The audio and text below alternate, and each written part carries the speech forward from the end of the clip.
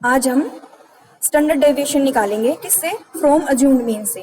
ठीक है, ये कब निकालते हैं हम? जब हमारे पास फ्रीक्वेंसी में जो आइटम्स होते हैं या जब नंबर ऑफ मार्क्स होते हैं स्टूडेंट्स के, वो क्या होते हैं? बड़ी संख्या में होते हैं।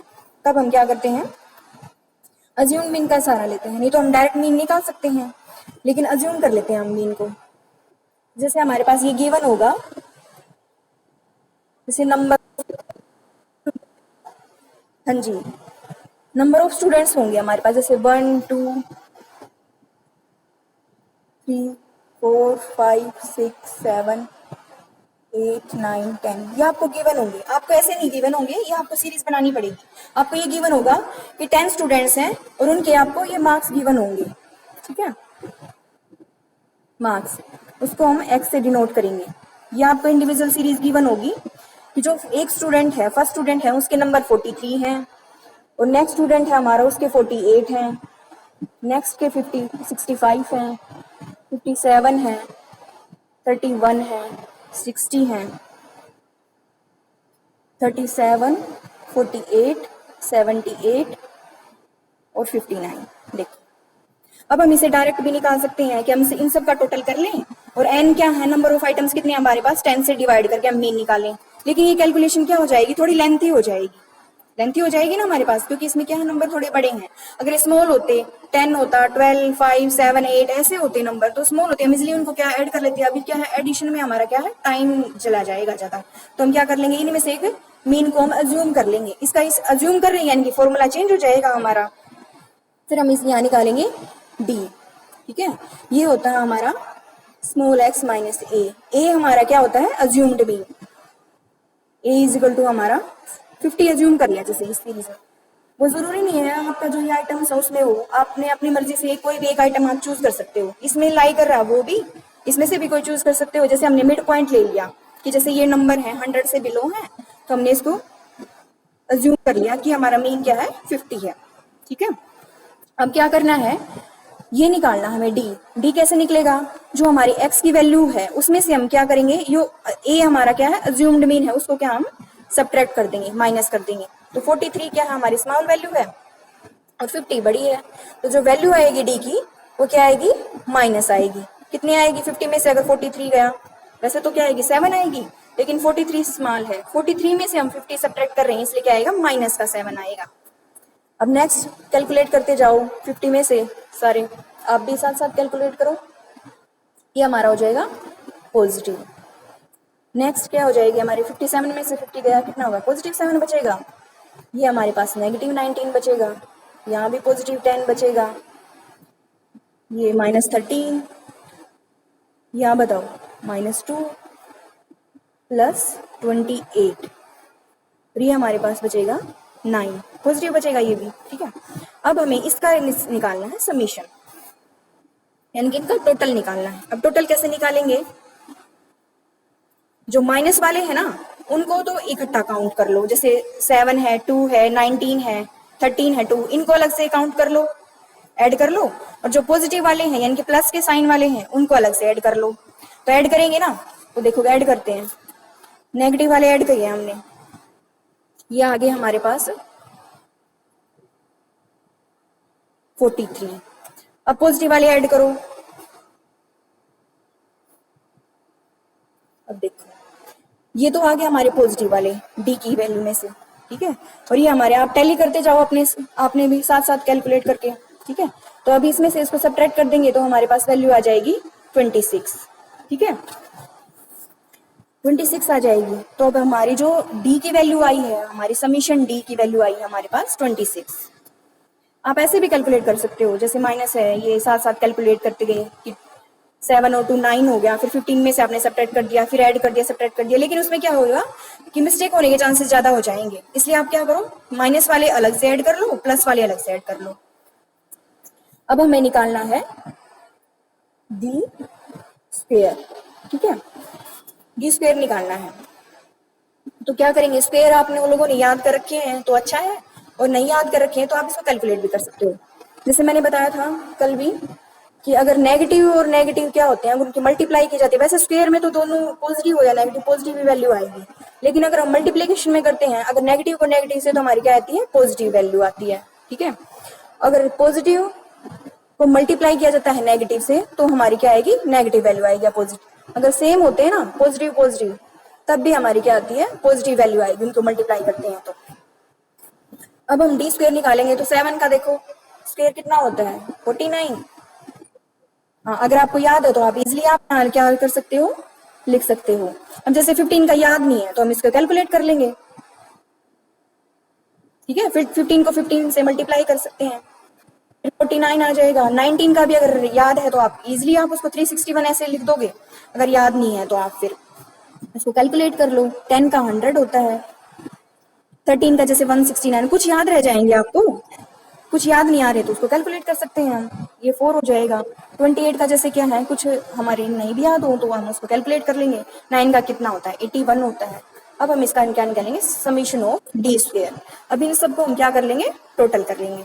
अब काउंट करो, जब हम इन सबको टोटल करेंगे, आप ऐसे भी ऐड कर सकते हो अलग अलग से कि 200 है ये, फिर ये कितना 100 है, 100 कितना हो गया 400 हो गया, फिर इसको इसमें ऐड कर लो, या फिर आप जैसे नॉर्मल कैलकुलेट करते हो वैसे कैलकुलेट कर लो।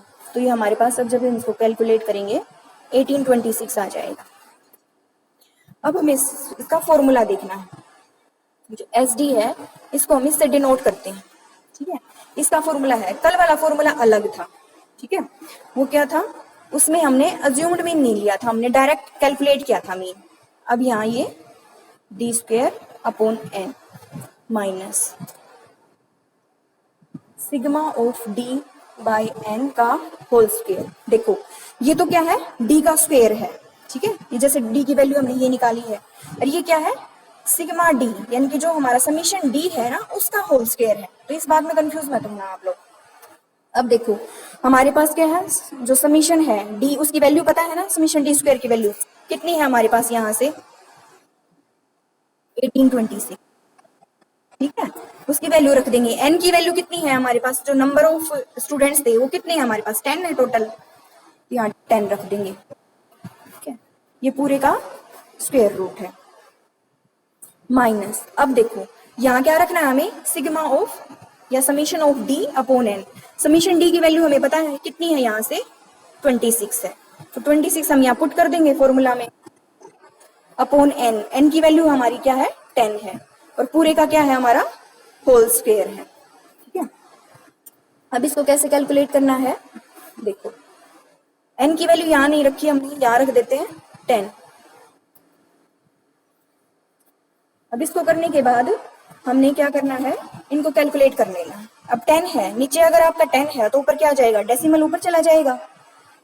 18 पॉइंट कितना है, 0 अगर नीचे एक 0 होती है तो एक के बाद डेसिमल लग जाता है, 2 होती है तो 2 के बाद, यानी कि एक डिजिट के बाद क्या आ जाएगा हमारा यहाँ डेसिमल या दशमलव माइनस। अब देखो पहले इसको क्या करेंगे, हम नीचे से सोल्व कर लेंगे, फिर इसका स्क्वायर निकालेंगे। 2 पॉइंट कितना हो जाएगा हमारे पास 6 का होल स्क्वायर। अब इसको करो 18 2.6 माइनस, और 2.6 का है पॉइंट, एक बार आप कैलकुलेट करके देखो। 2.6 को जब हम क्या करेंगे, 2.6 से क्या है मल्टीप्लाई करेंगे, तो स्क्वायर निकालना है हमें। स्क्वायर निकालेंगे तो हमारे पास ये आ जाएगा, अब इसको कैलकुलेट करके देखो 676 आ जाए। अब देखो 2 डिजिट होगी ना यहाँ, तो 2 के बाद क्या आ जाएगा, डेसिमल आ जाएगा, यानी कि इसकी वैल्यू कितनी आ गई हमारी 6.76। अब इसको सोल्व कर लेते हैं, क्या करेंगे, जो 182.6 है उसमें से इसको क्या कर देंगे, सबट्रैक्ट या माइनस कर देंगे। इसको करने के बाद हमारे पास वैल्यू आ जाएगी, कैलकुलेट करो, देखो ये 6 है तो देखो 2 डिजिट का है तो ये यहाँ आएगा, ठीक है। 7 यहाँ रखा जाएगा और 6 यहाँ, फिर उसके बाद आप यहाँ से कैरी करके इसको सबट्रैक्ट करोगे, यानी कि 10 में से 6 गया, कितना बच गया हमारे पास 4, फिर हमारे पास बच जाएगा 8 पॉइंट, और उसके बाद हमारे पास बच जाएगा 5 और 1 7, ठीक है। ये 2 ये आ गया। अब देखो अब स्क्वायर रूट निकालना है हमें, स्क्वायर रूट निकालना आता है आपको, फिर भी मैं एक बार बता देती हूँ, नहीं आ रहा तो हम सिंपल से स्टार्ट करते हैं। सिंपल स्क्वायर रूट, जैसे कि डेसिमल का ये नंबर हमारे पास वैल्यू आई है, हम क्या करेंगे विदाउट डेसिमल पहले हम सिंपल सा एक निकाल के देखेंगे, तब आपको आ जाएगा करना। और इसमें क्या किया जाता है, स्क्वायर रूट निकालने के लिए पहले क्या पीछे से पेयर बनाए जाते हैं, 2 का पेयर बनता है, अब जो आगे 1 बच जाता है उसको वैसे ही रखते हैं, 1 से 1 को मल्टीप्लाई किया जाता है, ठीक है। उसके बाद इसमें से इसको क्या करेंगे माइनस कर देंगे, तो ये क्या हो जाएगा हमारे पास,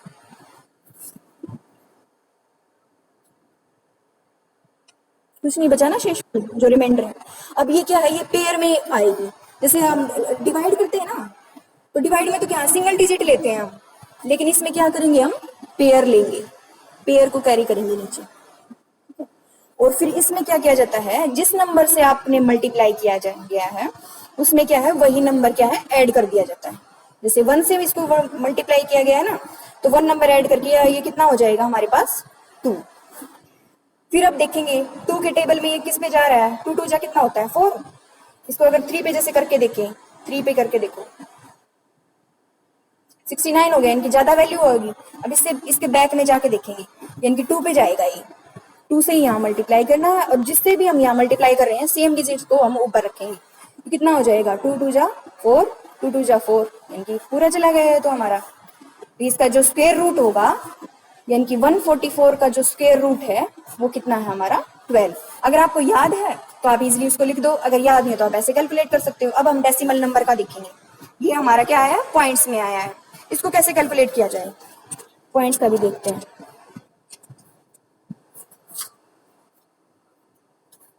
175.84। अब जब पॉइंट का हमें कोई वो इशू नहीं है, अगर पॉइंट के बाद क्या क्या है तब भी हम क्या पेयर पीछे से बनाने स्टार्ट करेंगे अपने, यहाँ से ये जो आगे सिंगल बचेगा उसको छोड़ देंगे। फिर यहाँ से क्या करेंगे 1 से ही है, क्योंकि 1 1 जा कितना होता है 1 ही होता है ना, 1 पे गया ये। अब हमें क्या करना है, इसे तो यहाँ से सब्ट्रैक्ट करना है, और फिर ये वैल्यू हमने क्या है यहाँ पेयर में उतारनी, नीचे रखनी, ठीक है। 75 को हम अगर डिवाइड करते तो हम सिंगल डिजिट लेते होते हैं ना, लेकिन स्क्वायर रूट में हम क्या करते हैं पेयर में उतारते हैं। उसके बाद क्या है, मैंने क्या बताया आपको कि जो 1 है जिससे हम मल्टीप्लाई ऐड कर रहे हैं उस सेम नंबर को हम इसमें ऐड कर देते हैं, यानी कि एक तरह से दुगना है, दुगने में आप कंफ्यूजन हो जाओगे क्योंकि बाद में वही वैल्यू क्या है ऐड करनी है आपको। इसलिए आप ये याद ध्यान रखो, जिस वैल्यू से आप मल्टीप्लाई करो उसी को उसमें ऐड कर दो। ये कितना हो जाएगा हमारे पास 2 हो जाएगा। अब देखो 2 से देखो किस टेबल में जाएगा, 2 के टेबल में 2 3 जा कितना होता है 6 होता है ना, यानी कि अगर 2 4 जा कितना होता है 8 होता है, यानी कि अगर 4 पे इसको कर रहे हैं मल्टीप्लाई तो ज्यादा आ जाएगी वैल्यू, इसलिए हम क्या करेंगे 3 से इसको मल्टीप्लाई करेंगे। फिर जो जिस वैल्यू से हम मल्टीप्लाई करते हैं उसको ऊपर रखा जाता है, तो कितना आ जाएगा ये हमारा 69। अब इसमें से इसको माइनस करना है, कैलकुलेट करते रहो आप भी साथ साथ। अब देखो ये हमारे पास 6 बच गया। अब इसमें क्या करना है हमने, जिससे यानी कि इस डिजिट से हमने वो किया है ना मल्टीप्लाई किया है, तो इसी में ये डिजिट क्या करेंगे हम ऐड कर देंगे, तो हमारे पास ये हो जाएगी 3 कितना हो जाएगा 6 हो जाएगा, ये हो जाएगा 26। अब देखो अब ये पेयर में फिर हमारे पास जो वैल्यू है वो पेयर में नीचे रखेंगे 84।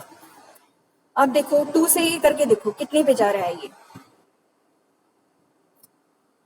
पॉइंट यहाँ लगा देंगे, 2 के टेबल में 3 पे जा रहा है ना, 3 पे इसको कैलकुलेट करके देखो, तो कैलकुलेट करेंगे तो 3 की वैल्यू अगर ज्यादा आएगी, जैसे करके देख लेते हैं हम 2 6 3।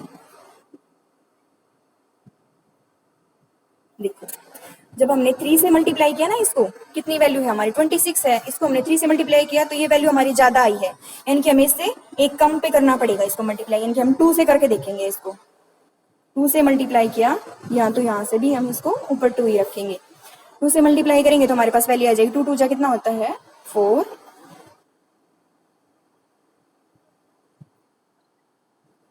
2 6 जा कितना होता है 524 आ जाएगा 12, और ये हो जाएगा हमारे 5। अब इसमें से क्या करेंगे इसको सब्ट्रैक्ट कर लेंगे, 4 में से कितना गया, ये हमारे पास 0 हो गया, 8 में से 2 गया 6, 6 में से 5 गया 1। अब इसको फिर से वही प्रोसेस अपनाना है कि 2 से क्या है तो 2 इसमें ऐड करते जाएंगे, कितना हो जाएगा 264 आ जाएगी ना हमारे पास वैल्यू। अब ये देखो ये वैल्यू ज्यादा है इससे, यानी कि क्या डिवाइड नहीं होगा, तो हम क्या करेंगे जीरो कैरी कर लेंगे ऊपर से।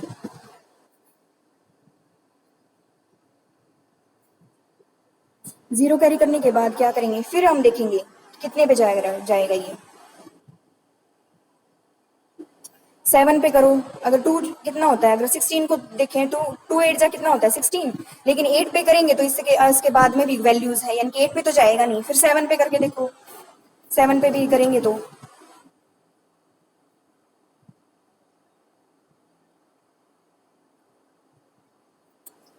7 पे कर रहे हैं तब भी वैल्यू ज्यादा आ रही है, तो हम किस पे करेंगे इसको, 6 से इसको मल्टीप्लाई करेंगे। ठीक है, जब 6 से इसको मल्टीप्लाई करेंगे तो हमारे पास वैल्यू आ जाएगी